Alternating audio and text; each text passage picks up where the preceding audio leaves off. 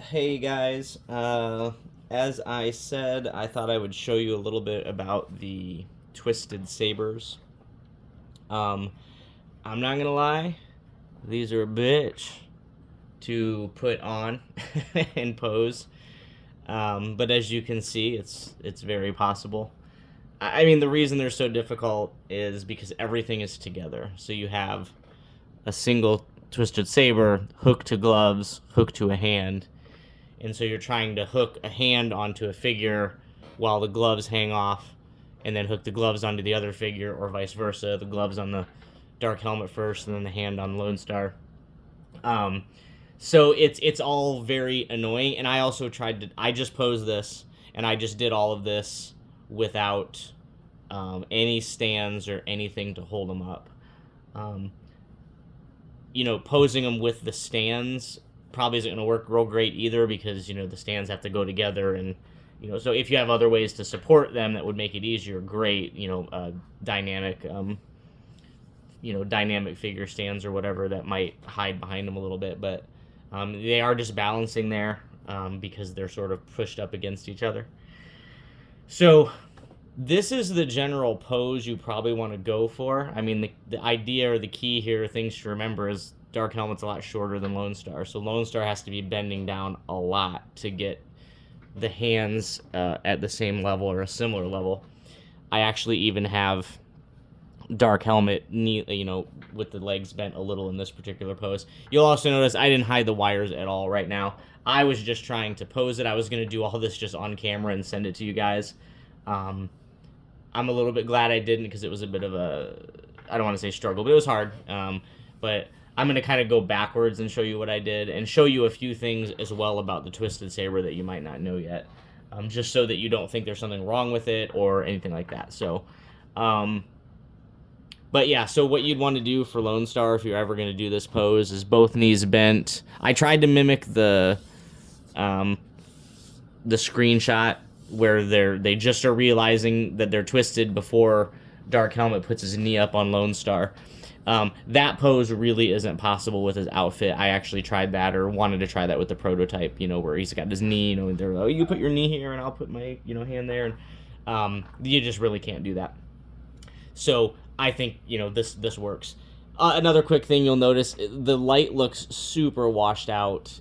Washed out's the wrong word, but blown out in my phone. It is not.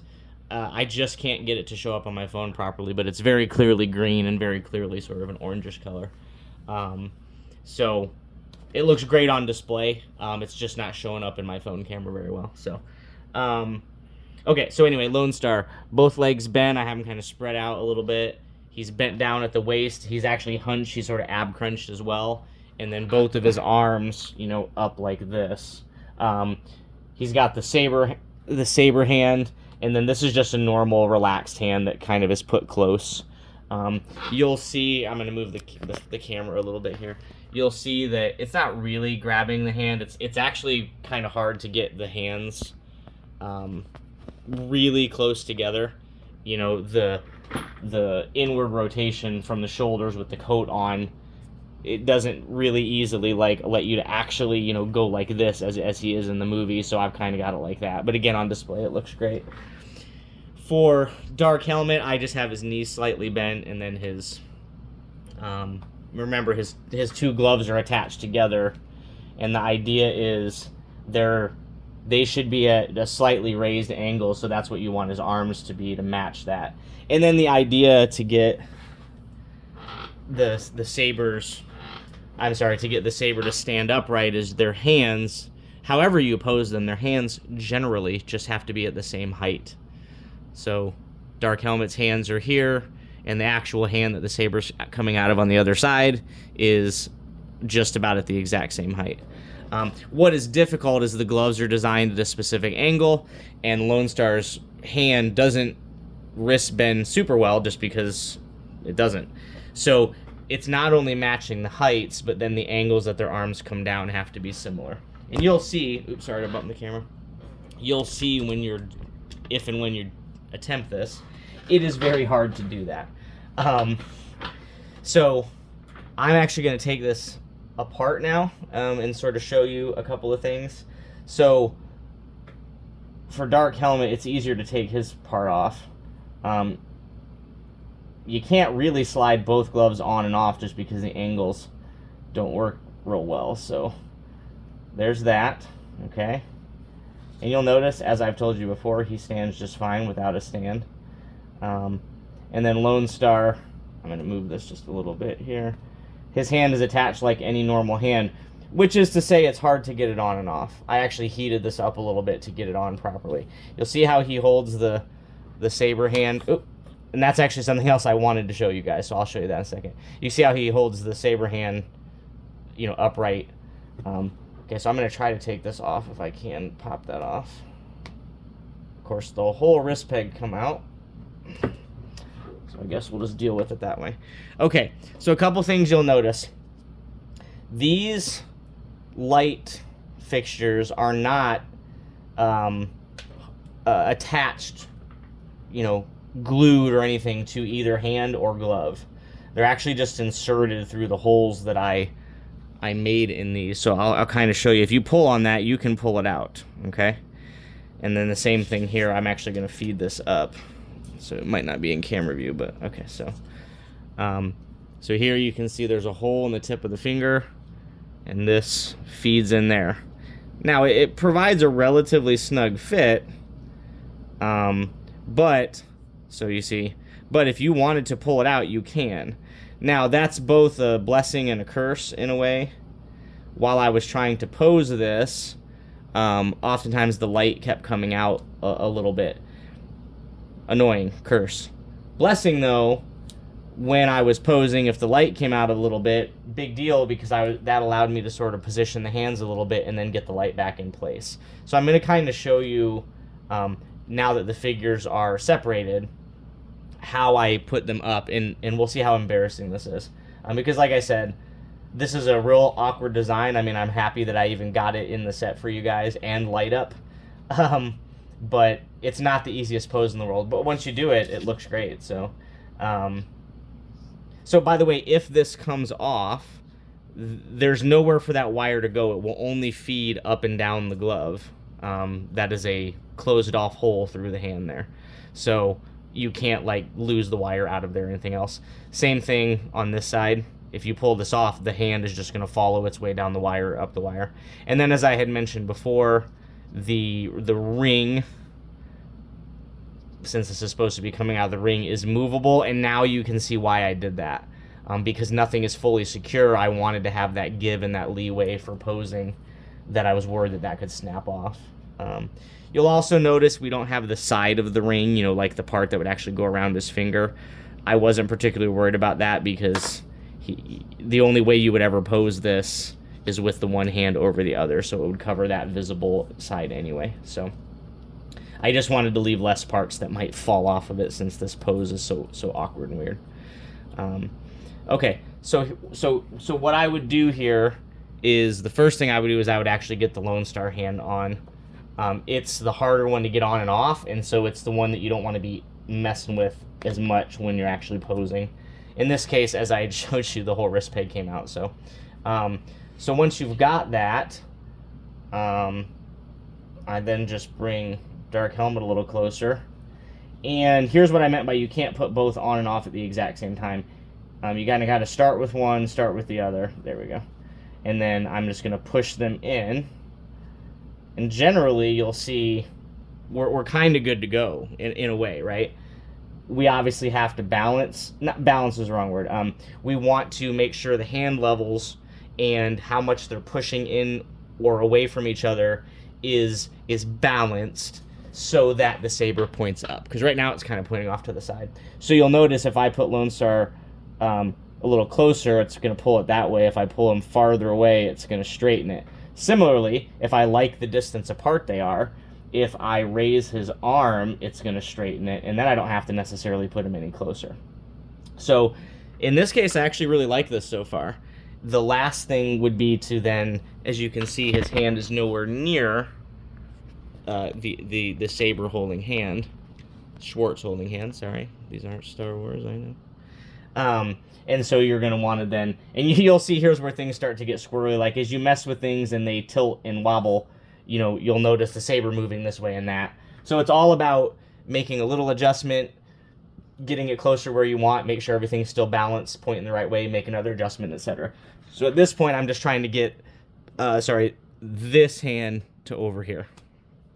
So this hand over there. So I'm really just going to bring them together like this. So I'm closer. Now, pose-wise and display-wise, I could leave it like that. It's a good enough illusion. But as you see, I could clearly still get it closer. So I'm going to try to get a little closer still.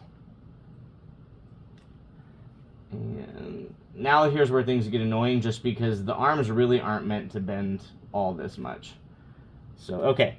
So that's pretty good. You'll see when I get close. It's about as close as I'm going to get. And again, from from displayed, visibility, from display angles and looking at it on your shelf, it's gonna give you the illusion just fine of him grasping his saber, his Schwartz ring. I'm gonna try to move them more center in the camera. So you can see I can move them and they stay balanced. Okay. So that's about it. Whether you want them looking at each other, looking up at the twist. Let's see how that looks. Like, oh shit. I hate when my Schwartz gets twisted. I actually like that a little bit better than looking down. And then, you've got the wires to hide. This is the thing I actually find the most difficult to do without having some sort of stand, because trying to wrap this or sort of tuck it in here and push it over there is hard when they're balanced just right. So however you want to do that, obviously I have to leave that guy up to you guys. And unfortunately, these wires are not two separate wires that go to two separate places. They go to the same, the same USB thing, split into two wires right there. So there's just no way around that outside of... I originally was thinking about making each of the two lights individually wired, but then you'd have two plugs for one display. I don't know, I felt like we could, everyone can be creative enough to figure out how to hide those wires decently enough. Or if your display has the background's black or darker or whatever, the wires will kind of blend into the background anyway. Another couple quick posing tips just in general. Whenever Dark Helmet is fighting, or when he's holding his ring out before the Schwartz energy comes out of it, his cloak is hanging over behind his shoulder. When he's first introduced and he walks out, he's breathing heavy, and then I can't breathe in this thing. That's the classic sort of cape over the shoulders with the little wings that come over his shoulders that you can see. Here I have one of the last figures not packed up. He also doesn't have a helmet on, so just bear with me on that. So the wings, here over the shoulders, that's kind of him standing there looking goofy. But when he is fighting or when he's pointing his Schwartz ring out, you just take the cloak, pull it back gently, just enough so that wing is behind his shoulder instead. And it looks really good, like if he was, I guess this would be his Schwartz ring hand, this one. So if you're pointing a Schwartz ring out, which I don't have that hand on right now, but then I take this guy and fold it over, and it just is this really nice sort of natural look to the draping when he's doing that. So hopefully, sorry, I'm moving my light over there a little bit. You can see how that looks versus the, sorry about the camera, versus the wing shoulder look, which is like that. Okay. Another thing about the winged shoulders, sorry I'm doing this off to the side, I just don't want to move the Schwartz ring, guys. There's, as I told you before, I designed pleats into the back of the cape. Let me move my camera back a little bit. So those are all going to be the same. You're going to have that wider centerpiece, the lower part there, and then pleat, pleat, pleat, pleat, pleat, pleat. And then there's another here. If you look really closely, you can see little laser cut marks. Those are my guide marks for putting the cape together in certain ways. So when he's just standing and he has the the winged cape look, you really want to try to make sure the cape is pulled in where this designed pleat is, and as much as you can, because it gives just, there it is. That's the look right there, okay? You see that? You've got the wings, they come in, and then the cape folds back out, and you get just this perfect shape to him, okay? So just a cape posing tip. A lot of times I will sort of use the back of his ankles to sort of tuck corners or parts of the fabric so that from display distance, let's see if I can, sorry, I got my finger in there. You get just this right silhouette. There we go. Look, I can't turn the camera. Don't want to be that guy. You just get that awesome silhouette right there. So again, just some more tips and for doing the cloak. It's a a draping material, but again, I had to manipulate it to give purposeful drapes. It's like a rubbery coated fabric, okay? So it's not gonna hold. Like I'd love it if this held this pleat right here the rest of the way down, but watch when I let go, see that come up. So without gluing the inside parts of the cape together and not allowing you to be able to move it around and pose it in ways that you want to, I got the pleats in it that I could. I'm super happy with it though. One other thing is, I had to do a couple special things packing these for you guys to avoid issues with the cape. How do I put it? So if this was packed over here, I was noticing that the cape was, the shoulder spikes the arm spikes were poking through the cape, okay? So in the extra figure boxes, I wrapped the whole body in bubble wrap and then draped the cape over it like this. That way the bubble wrap provided an extra thing there, protection. For the regular figures, what I did was I held him like this. Jeez. I tucked the shoulder wings inside, okay, and then behind the shoulder, so that the cape wouldn't drape over the shoulders anymore. And then he's laid in the box like this, okay? So that's actually going to help get some of the pleats in there a little bit better, honestly. But you don't want to leave him in the box for any longer than you have to. Take him out, get the cape out. You may have some, I don't want to call them creases, but the cape may have some folded areas that are a little bit more than what I would want them to be because of him being laid and compressed in the box. So when you get him out, get his shoulder, his wing, the wing parts over his arms, and then if you feel like it looks a little bit folded in ways that you don't want, take a hair dryer on, low or medium, and just gently hair dryer it till this gets warm. We don't want heat at all, especially up on the shoulder armor, because that is literally vacuum form material, which is heated and then vacuum formed. So if you heat it too much, it could deform. So don't do that. Plus, you don't want to really be heating the armor anyway. So let's say this is folded over and it's just a little bit sort of, I don't want to call it wrinkly, but it's got like a little, starting of a fold or two in it that you don't want. Just give it a little gentle heat, and pull on it a little bit. This is stretch fabric. It's 4-way stretch, so it stretches in all directions. So it stretches this way and this way. So put a little heat on it, give it a little stretch, and then it should be good to go. You may have a crease or two in there. There's nothing that we can do about that. I can't store the cape in the box in any way that would prevent any and all creases. What I tried to do was pack it in a way that would preserve the nice wings. That's honestly the main way I tried to pack it, was so that these wings would look really nice. And again, since he was packed laying down kind of like this, if these areas fold in a little bit more than they currently are, that's okay, because it's supposed to look like a natural drape down his back. So Again, just a couple of more things that I wanted to mention. So the key there is just don't leave it in the box any longer than you have to. Get it out. And honestly, before you take a hairdryer to it, I would get it out and let it sit on the shelf for a couple of days. I noticed when I took one of them out of the box there, or no, I shouldn't say it like that. I noticed when I was putting all these capes together, and I had them sitting like fanned out in a big pile as I did one after another.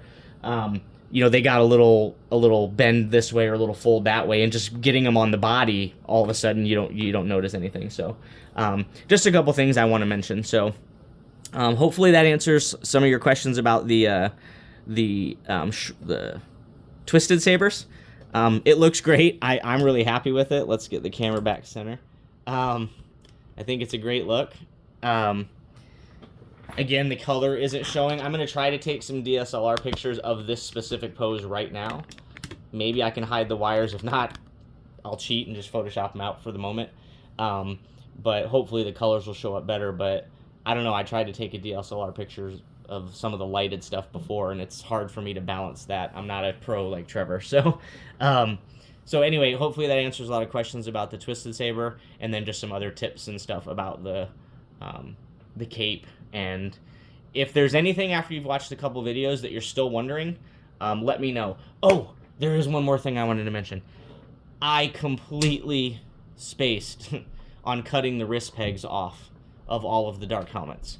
I was about, 60% of the way through packing them, and I was like, shit, I forgot to cut them off after I said that I might do that. So I do think it'll be easier to put gloves on, especially this, without them. And again, they don't do anything anyway. The gloves were originally designed for the pegs, and then I realized that they weren't really necessary, so I made the holes for the pegs way big just so they'd have somewhere to go.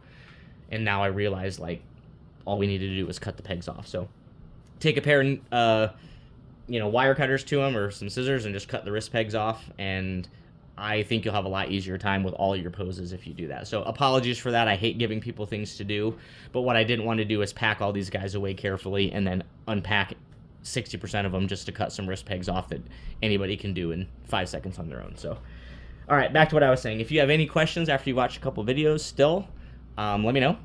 I'm thrilled about getting these out to you guys. So, thanks a lot.